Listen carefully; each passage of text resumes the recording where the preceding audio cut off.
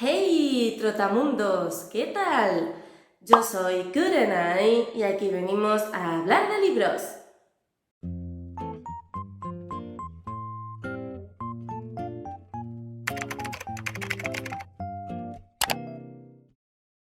Hoy voy a compartir con vosotros y vosotras una situación lectora que estoy convencida de que también os ha ocurrido y que, no sé a vosotros, pero a mí personalmente me produce mucha frustración porque suele ser una cosa que normalmente sale mal. Visualizad ese libro autoconclusivo que os leísteis y os encantó, o esa saga que se supone que ya estaba cerrada y que también os gustó muchísimo, y que ahora de repente ese autor o autora anuncia en sus redes sociales que ese libro que tú creías autoconclusivo de repente ya no lo es tal, o que esa saga que supuestamente ya estaba cerrada a partir de ahora va a tener una expansión y le va a añadir otra biología, trilogía, lo que sea. Probablemente una parte de vosotros y vosotras esté contenta porque es un libro autoconclusivo o una saga que en su momento os gustó muchísimo y que por lo tanto tenéis ganas de ver cómo el autor o la autora amplía ese mundo o cómo nos da nueva información, nuevos personajes, nuevos lo que sea que completa lo que ya hemos leído. Entonces, por ese lado nos emociona mucho, ¿no? Porque si es un libro o una saga que ya nos gustó, pues tener más contenido al respecto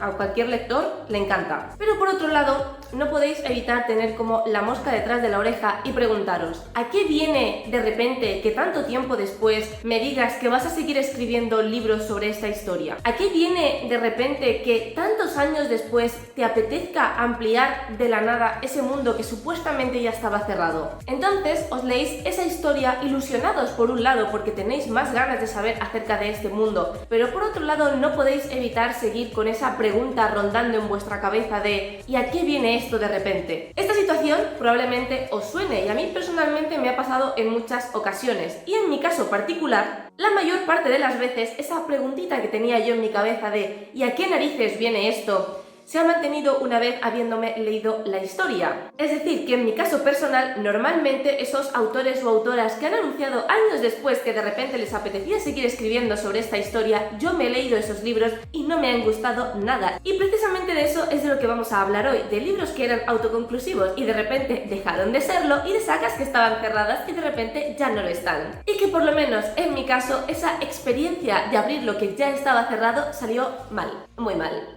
Vamos con el primer libro, que mentiría si dijera que no fue el que me inspiró a hacer este vídeo y que es un libro que me pone increíblemente triste que esté en este vídeo. Un libro que me duele especialmente que no me haya gustado nada, porque es de esos libros que te lees diciendo me tienes que gustar. Y sé que me estoy poniendo excesivamente dramática, pero es que cuando veáis de qué libro se trata y sobre todo cuando veáis de qué autora se trata, entenderéis mi dramatismo. Todos los hombres del rey de Laura Gallego. ¿Veis? ¿Veis cómo tenía que ser dramática? Sabéis de sobra que Laura Gallego es mi autora favoritísima de fantasía, por lo tanto, todo lo que esta señora publique yo me lo voy a comer con patatas. Pues bien, este libro es una segunda parte de un libro suyo que supuestamente era autoconclusivo y que efectivamente se trata de Todas las hadas del reino. Este libro era autoconclusivo y de repente, 10 años después, Laura Gallego anunció que estaba escribiendo una segunda parte. ¿Qué pasa? Que una parte de mí se alegró muchísimo. ¿Por qué? Laura Gallego. Todo lo que esta señora publique yo me lo como con patatas. Pero otra parte de mí se preguntó, efectivamente, ¿a qué viene que 10 años después decidas hacer una continuación de esta novela? Pues bueno,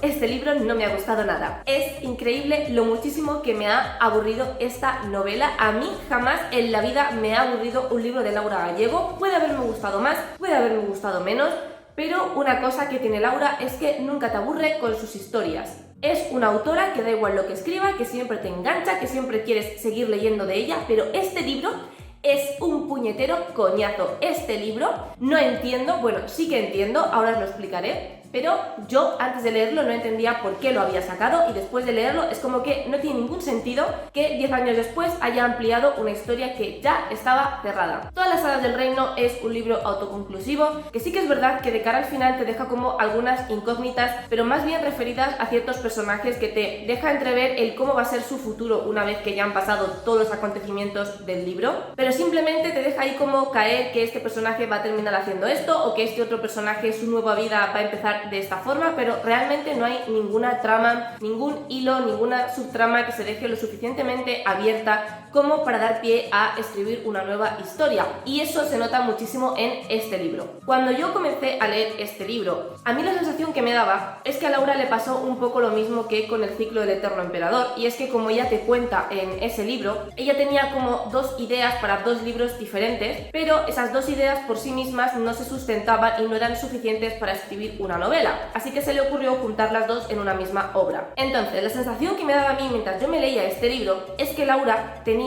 la idea de lo que viene siendo la trama principal, porque aquí hay unos soldaditos de madera que recuerdan mucho a la historia del soldadito de plomo, y mediante unas palabras mágicas estos soldados vuelven a la vida y se convierten en soldados invencibles. Entonces, la sensación que me daba a mí mientras leía es que Laura tenía como clara esa parte, pero que esa trama concreta no era suficiente una vez más para escribir una novela entera. Así que en mi cabeza tenía sentido que lo que la autora hubiera hecho era: vale, esta trama por sí misma no se sustenta, necesito darle un trasfondo, y como la historia de los soldaditos se parece mucho al soldadito de plomo y Laura ya tenía una obra que iba sobre cuentos clásicos, porque al fin y al cabo todas las hadas del reino va de cuentos de hadas, pues lo que la autora hizo fue: voy a conectar esta idea que tengo con todas las hadas del reino y voy a forzar una nueva trama, voy a repetir los personajes y voy un poco como a estirar del chicle a ver cómo puedo conectar ambos libros.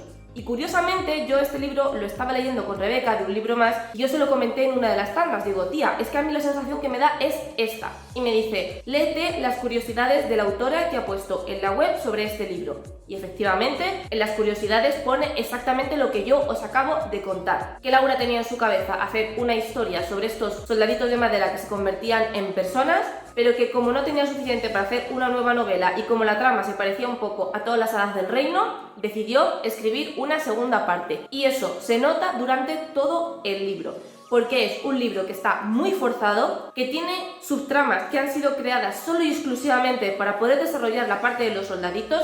Eso ha hecho que sea un libro que a mí personalmente me parece que tiene mucho relleno, porque, como digo, la trama de los soldaditos no da para tanto. A mí, lo siento, pero la mitad de las subtramas me sobraban y era evidente que estaban ahí simplemente para poder realizar esas conexiones entre ambos libros y para que tú como lector vieras este libro como una segunda parte de todas las hadas del reino y no como un libro independiente. Yo personalmente hubiera preferido que hubiera hecho un libro aparte sobre los soldaditos de madera, incluso aunque la premisa se pareciera a todas las hadas del reino, o no, también podría haber hecho este libro ambientado en el universo de todas las hadas del reino, pero sin que fuera una continuación directa. Creo que personalmente habría funcionado muchísimo mejor, porque a mí este libro, como digo, me parece una continuación forzada, aburrida y que sinceramente no tiene ningún sentido que la autora escriba esto 10 años después, y que para mí todas las hadas del reino debería haberse quedado definitivamente como un libro autoconclusivo.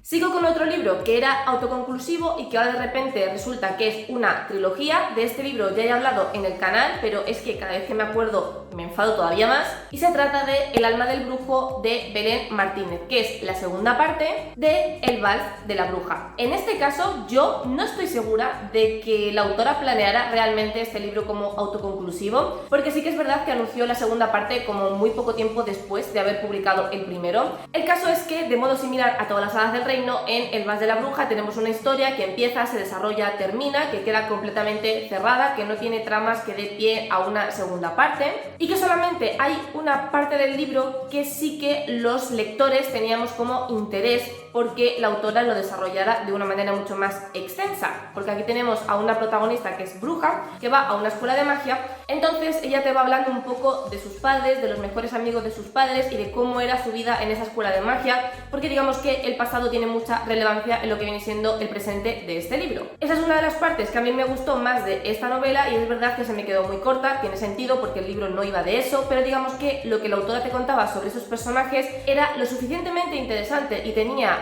la suficientemente cantidad de trama como para que fuera muy interesante que la autora siguiera explorando esa parte del libro en un nuevo libro. De hecho, cuando la autora anunció El alma del brujo, yo estaba convencida de que este libro iba a ir sobre los padres de Eliza y sobre lo que fue que pasó con ellos en aquella época en la academia. Y no, de repente me leí las primeras páginas que puso de manera gratuita en un relato de Kindle, que ahora también hablaré de eso, Y resulta que este libro no tiene nada que ver con el anterior, sino que es una segunda parte que transcurre en la Segunda Guerra Mundial, es decir, muchísimos años después, y que está protagonizada por descendientes de personajes que salen en el primer libro. Es decir, que no es una segunda parte directa como pasaba con todas las hadas del reino. Siento que toda la esencia y todo lo que me gustó en el primer libro aquí desaparece por completo, no hubo absolutamente nada que me interesara de esta novela, ni los personajes, ni la trama, ni nada. De hecho, y retomo lo que he comentado antes, la autora escribió un relato corto precisamente sobre los padres de Eliza y sus amigos y su época en la academia. Un relatito, nada, muy cortito, que se titula La muerte del brujo y podéis encontrar de forma gratuita en Kindle Unlimited. Y el caso es que en las reseñas de ese relato también la gente decía lo mismo, que eso no merecía ser un relato, sino que esa historia realmente ameritaba un libro completo de 300 páginas,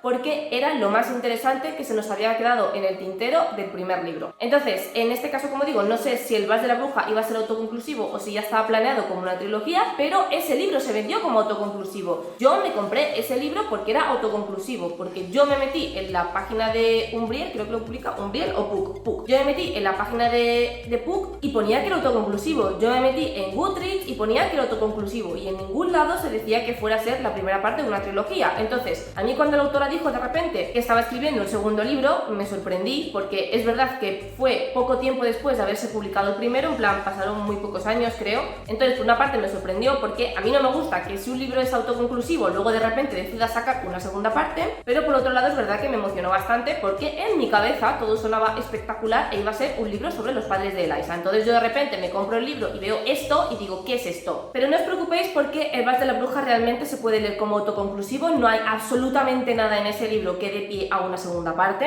Así que, en mi opinión, yo me leería El Vals de la Bruja, La muerte del brujo, que es este relatito cortito, y en La muerte del brujo tenéis las primeras páginas, bueno, el primer capítulo de este libro. Así que os podéis leer ese primer capítulo y ya juzgar si os merece la pena leer esta segunda parte. A mí, no. La siguiente saga de la que os voy a hablar, que fue una saga que se terminó y que luego la autora decidió añadir 2 libros más, creo que es la menos opinión impopular de este vídeo, porque yo creo que en su momento todos estuvimos de acuerdo en que volver a escribir libros sobre esa saga era totalmente innecesario, y cuando los leímos reforzamos esa idea de ¿a qué narices viene meter 2 libros nuevos en una trilogía que ya estaba cerrada? Y os estoy hablando de la única e inigualable La selección de Kiera Cass. La selección era originariamente una trilogía y de repente la autora decidió meter, porque sí, 2 libros más. Yo creo sinceramente que fue debido al éxito, porque La selección fue una trilogía que pegó un pelotazo impresionante cuando se publicó, y yo creo que simplemente la autora, la Kiera Cass, no se esperaba que esto fuera a tener tantísimo tirón, y que, pues bueno, a raíz de eso, no sé si fue ella o su editor o su yo que sé, le dijo, Kiera, guapetona, escríbeme 2 libros más, que esto ha sido un bombazo. Yo creo sinceramente que fue así, porque si no, ya me explicarás a qué viene escribir los 2 últimos libros, que además esos 2 libros son un mierdón como la copa de un pino, y yo creo que todos los que nos hemos leído La selección estamos de acuerdo en esto. La selección fue una saga que fue publicada hace 800 años y que yo creo que aquí todos y todas ya sabemos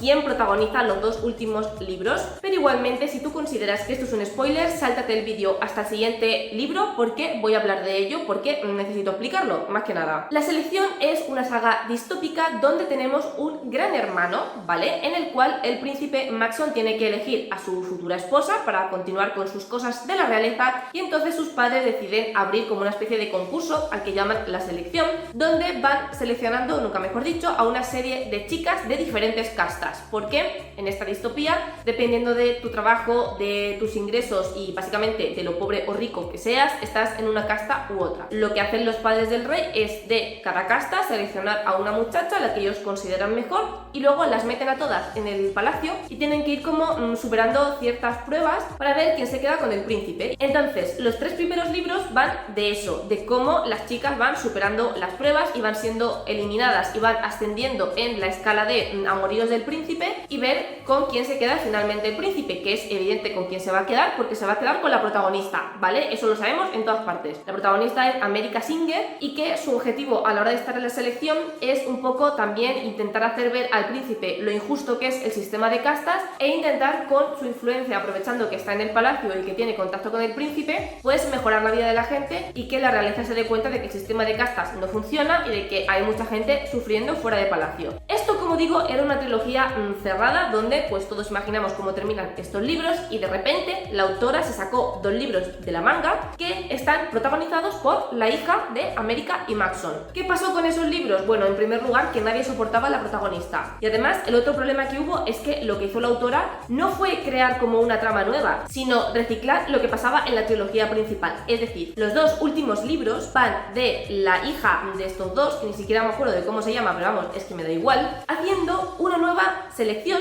pero a la inversa. Es decir, en este caso, en vez de seleccionar a mujeres de diferentes castas, pues seleccionan evidentemente a hombres de diferentes castas. Entonces, lo que hace la autora es repetir la fórmula, pero con personajes mucho más insoportables. Entonces, estos 2 libros, yo lo siento, pero son una tomadura de pelo, porque además, lo interesante que tenía la trilogía principal es que tiene, como he comentado, ese componente político, donde tenemos a la protagonista, América, que se está esforzando por cambiar las cosas socialmente y que los reyes se impliquen más con su pueblo. En estos 2 últimos libros, todo eso desaparece. ¿Por qué? Porque se supone que ya está todo arreglado, porque América ha terminado siendo la reina y como reina ha podido cambiar las cosas y convencer a su marido de que hay ciertas cosas que no funcionan y de que hay que ayudar al pueblo. Como eso ya está solucionado, toda esa parte se elimina de la ecuación, por lo tanto tenemos simplemente una selección muy descafeinada donde hay una protagonista que es una niñata insoportable eligiendo a su futuro marido. A ver, también es verdad que aquí había cierto peso político porque obviamente esto de hacer la selección tenía un sentido político, no recuerdo exactamente cuál era la excusa que utilizaba la autora, ¿vale? Me lo leí hace muchos años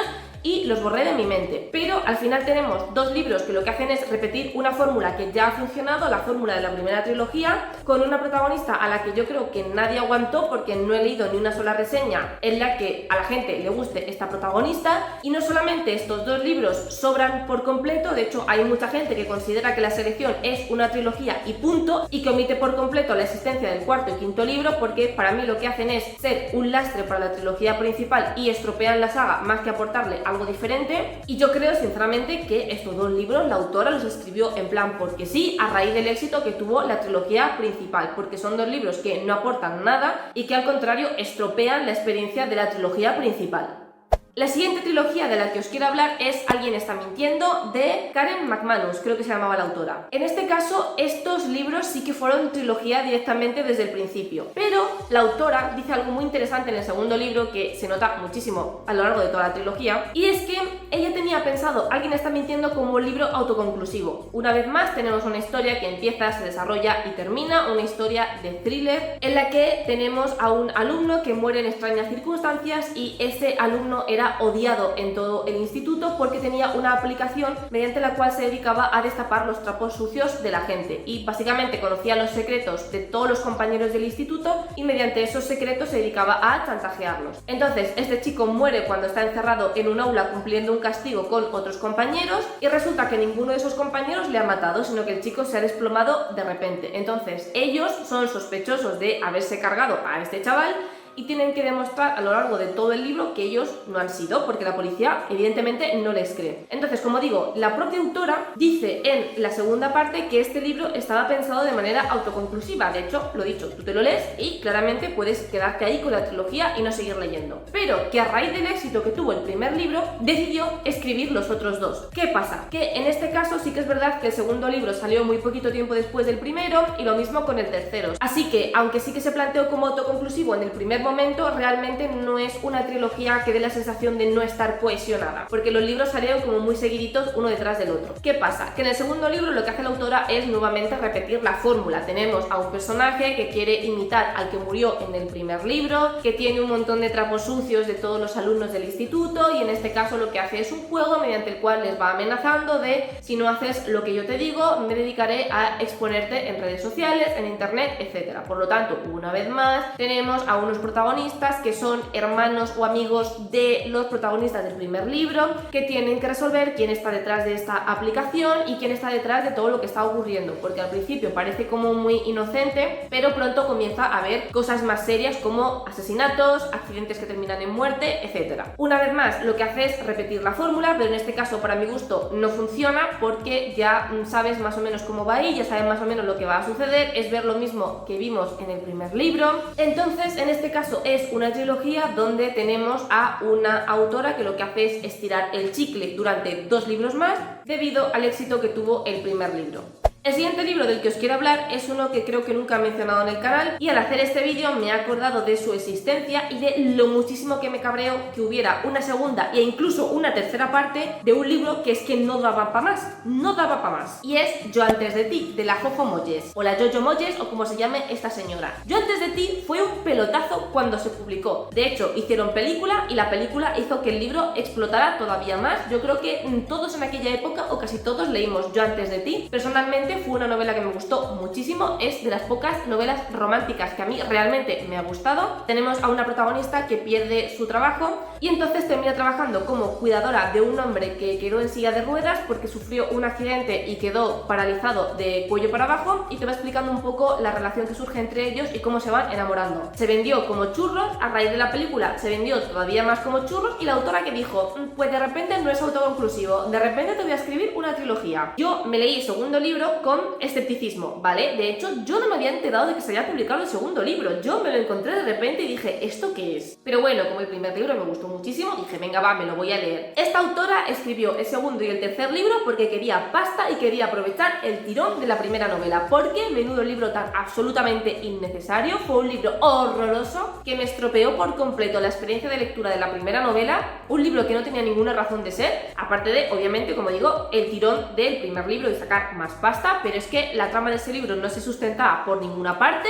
se inventó un montón de gilipolleces con tal de relacionarlo con el primer libro, fue un libro horroroso que me aburrió muchísimo, de hecho creo que le suspendí con una estrella o una cosa así, es que no me gustó en absoluto, y obviamente el tercer libro directamente es que ni me lo leí, porque en el segundo libro lo que te cuenta es, a ver cómo digo esto sin hacer spoiler, porque claro, bueno, a ver, spoiler, quiero decir, creo que a día de hoy todos sabemos cómo termina Yo antes de ti, pero bueno, en el segundo libro lo que te habla es de la protagonista y cómo continúa su vida, que es una pregunta que se hizo absolutamente nadie en su momento, y de repente la autora se inventa un montón de tramas que no tienen ningún sentido simplemente para intentar crear un libro que no tiene justificación por sí misma. Es que podría contaros muchas cosas, pero todo lo que os cuente sería spoiler. El caso es que este libro no tiene ninguna razón de ser. Otro caso de libro autoconclusivo que de repente se sacan un libro más que tampoco tiene ningún sentido, fueron 2 libros que se publicaron muy separados en el tiempo, y es la segunda parte de Al final mueren los dos, que es Al final muere el primero. En estos libros tenemos una aplicación que se llama Muerte Súbita, que sabe cuándo vas a morir, entonces te llaman por teléfono, te dicen en 24 horas vas a morir, y en esas 24 horas tú puedes hacer lo que te dé la gana, como dejar todas tus cuentas cerradas, despedirte de todos tus seres queridos, lo que tú quieras, vas a morir. El primer libro va de eso, de 2 personajes que se conocen a través de una aplicación que sirve para unir a todos aquellos fiambres, es decir, a todas aquellas personas que han recibido la llamada de muerte súbita,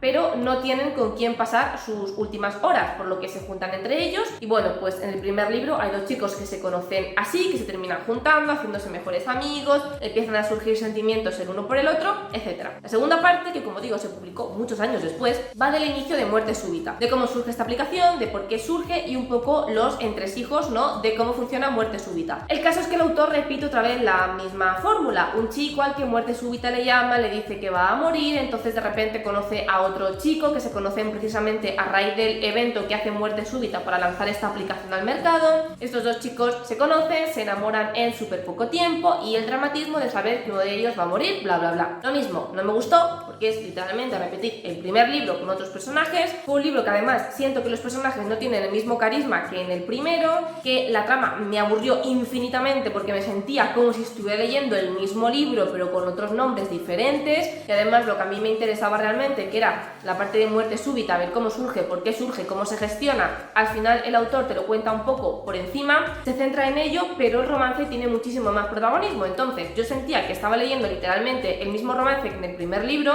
por lo que en esa parte perdí todo el interés posible, y la parte que más me interesaba termina siendo como un elemento secundario, por lo que a mí este libro no me gustó en absoluto. No entendí la necesidad que había de convertir un libro autoconclusivo en una trilogía, cuando además lo que estás haciendo es repetirme el primer libro. Entonces, para escribirme exactamente lo mismo que pasa en el primer libro con 2 personajes diferentes, con la excusa de que me vas a desarrollar Muerte Súbita pero al final no lo haces, pues para eso no lo escribas. ¿Qué quieres que te diga?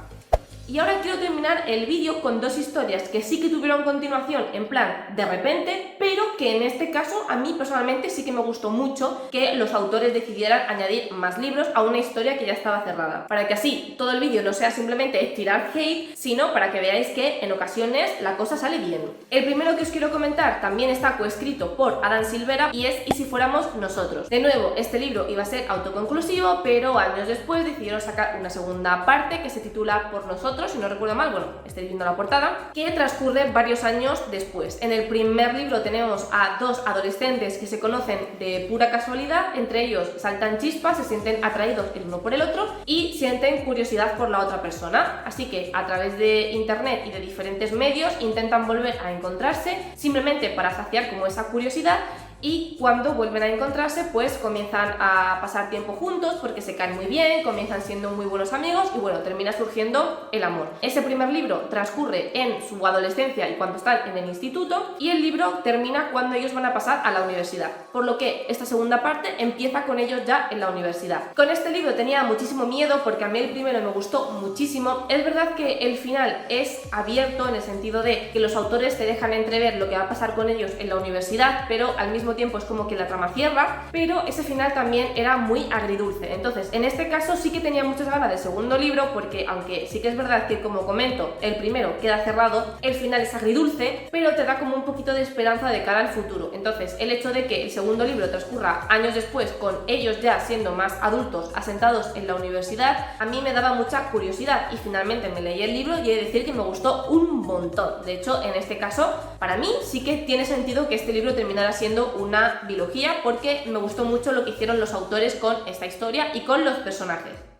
Y luego una saga que empezó siendo una trilogía y que después el autor anunció que iban a ser dos trilogías en realidad, es Amanecer Rojo de Pierce Brown. Amanecer Rojo, como digo, originalmente era una trilogía que estaba compuesta por Amanecer Rojo y los libros que estáis viendo ahí, ¿vale? Que es Hijo Dorado y Mañana Azul. ¿Qué pasa? Que el autor luego anunció que en realidad iba a ser una saga de 6 libros y la segunda parte de la saga era como otra trilogía anexa a la primera, que empieza con Oro y Ceniza, continúa luego con Edad Oscura, que tenéis aquí, y acaba de salir el último, que es este de aquí, El Portador de la Luz, que sería como la tercera parte que cierra esta trilogía y la última parte que cierra la saga por completo. Esta primera trilogía se puede leer de forma independiente, ¿vale? Podéis dejar perfectamente la saga aquí, no tenéis que continuar con esta trilogía inicia y cierra, pero lo interesante que tiene esta segunda parte es que en Amanecer Rojo nuestro protagonista es adolescente. Es verdad que a lo largo de los 3 libros, pues obviamente va creciendo, ¿no? Y se va convirtiendo en adulto, pero Amanecer Rojo empieza con nuestro protagonista, Darrow, teniendo, creo que eran 16 años. Entonces, ¿qué es lo interesante de Oro y Ceniza de la segunda trilogía? Que comienza cuando nuestro protagonista tiene 30 años. En este caso, la trama sí que sigue bien, ¿vale? No es una trama que el autor se invente de la nada, sino que es una trama que continúa con la trama que más o menos queda cerrada en la primera trilogía. Tú lo lees y no tienes la sensación de que sean libros completamente desconectados, sino que tú te lo lees y de verdad sientes que es una continuación lógica, coherente y bien hecha de la primera trilogía. Aún así, está planteado de tal forma que tú puedes quedarte perfectamente en Mañana Azul, que es el último libro de la primera trilogía, y tú, si quieres cortar ahí la saga y no quieres seguir, puedes hacerlo perfectamente. O sea que en este aspecto siento que esta saga al completo está muy bien planteada. No os he contado de qué va esta saga a todo esto, que el resto de libros sí que os lo he dicho, pero en este caso no, y tenemos a una saga de ciencia ficción donde el planeta Tierra se ha ido a la porra y lo que están intentando hacer es convertir el planeta Marte en habitable. Darrow pertenece a la casta de los rojos, porque aquí esta sociedad también está dividida por castas, en este caso son colores. Darrow pertenece a los rojos, que son como la clase obrera que está encargada de conseguir que Marte sea habitable, y luego tenemos a los dorados, entre otros muchos colores, que son como la élite, los gobernantes, los ricos, que lo que hacen es, evidentemente, explotar la mano de obra del resto de clases y abusar con su poder y con su dinero del resto de clases. Por lo que están intentando en esta saga es hacer una revolución desde abajo para derrocar a los dorados. Para ello, los rebeldes captan a Darrow y mediante operaciones estéticas le convierten en un dorado. ¿Para qué? Para infiltrarle entre la clase de los dorados y que desde ahí comience a romper el sistema. En la primera trilogía lo que tenemos es esto que os he comentado, y en esta segunda trilogía lo que tenemos es ¿y el ahora qué? Darrow ya ha cumplido su misión, ya ha hecho todo lo que tenía que hacer, ¿y ahora qué pasa con este personaje? ¿Qué es de su vida una vez que aquello para lo que ha sido creado se ha cumplido? ¿Qué pasa una vez que has roto el sistema desde dentro? ¿Cómo continúa el gobierno? En este sentido también es muy interesante leerse esta segunda trilogía porque normalmente normalmente las distopías llegan hasta el punto en derrocamos al gobierno, pero muchas veces no nos cuentan ¿y ahora qué? Así que ya sabéis, si queréis lectura para el mayo sci-fi os tenéis que leer Amanecer Rojo. Y estos son todos los libros de los que os quería hablar, de esos libros o sagas que se plantean de una forma y que de repente años después el autor o la autora decide que porque sí hay que ampliar la historia, y como veis en algunos casos sale muy mal y en otros casos no sale tan mal, sale bastante bien de hecho. Recordad que podéis seguirme en mis redes sociales, Twitter, Instagram y el blog, donde voy enseñando de una manera mucho más detallada todo lo que leo. Si os ha gustado este vídeo, que os ha gustado el contenido de mi canal, no os olvidéis de suscribiros. Os recuerdo que hay vídeo todos los sábados a las 6 de la tarde hora española. Muchísimas gracias por estar un día más conmigo y nos vemos en el próximo vídeo.